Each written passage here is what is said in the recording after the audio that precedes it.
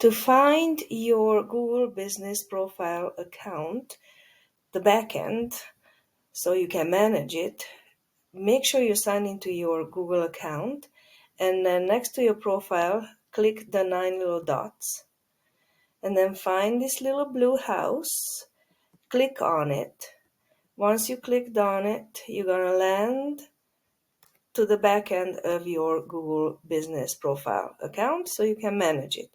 And if you want to give owner or manager access to somebody, then you go to the three dots here, click on it, click on Business Profile Settings, then click on People and Access, and click on Add the person's email, choose if they're gonna be owner or manager, and you can give owner access. That doesn't mean they're owners, really, just a, in my opinion, stupid name that Google chose.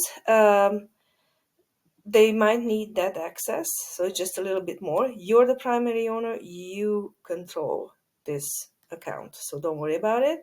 And then you click invite, okay? And that's it. That's all there is to it.